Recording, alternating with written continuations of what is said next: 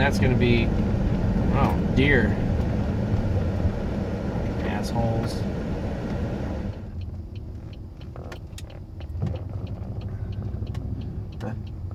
A deer, a mouse, deer running all over the place over there.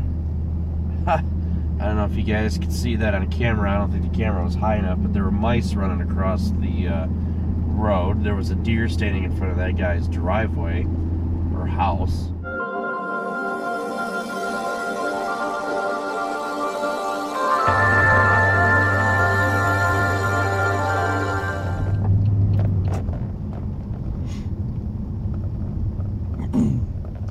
So another question that I actually get asked is, why do I have my camera running all the time? Well, my camera, my smartphone, you could say, is actually my dash cam, okay?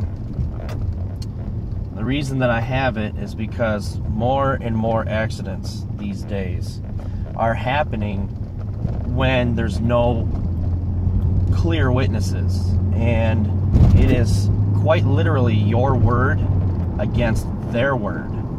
And the problem is that both parties who are involved in an accident get ticketed if it's unknown who is actually at fault, if it's a word to word. Now, there are certain exceptions to that, like you know, if you're driving down the road and somebody sideswipes you, you know, when you're driving down a road and you have the right of way and it's obvious, then yes, you know, it's obvious that you're not going to be at fault. But there's a lot of situations where, let's say you're at an intersection, right? It's green for you. You go under that green light, somebody T-bones you, they could say, well, it was green for me, while you're saying, oh, it was green for me.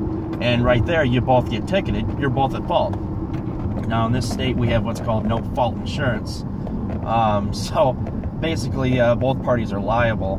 But if you have proof that you had the right of way and they screwed up, then you are not in any way liable for that accident. And my insurance basically states that as long as I'm not at fault for an accident, my rates will not go up. You know, I won't have a ding in my driving record, things like that. But if it's unknown who's at fault, then it could make my rates go up. It could affect my driving record, whatever. So it's important for me to actually have proof that I am not the cause of an accident. Now, if I am the cause of an accident, I'm going to fess up. You know, I ran the red light, or I ran a stop sign, or whatever. But it can also be very helpful when, say, you're driving down the road and it's pretty obvious that you're doing, let's say, the speed limit, and this camera view can see my instrument cluster, and I get pulled over because somebody was actually passing me and the cop nailed me by accident. I can show that cop the video footage of exactly when he hit me on radar, or thought he was hitting me on radar, and I can show him, hey, I was doing the speed limit. Hey, you see this guy? He passed me. He was going faster than me. So yes, that's a rare occurrence, but it does happen. People make mistakes.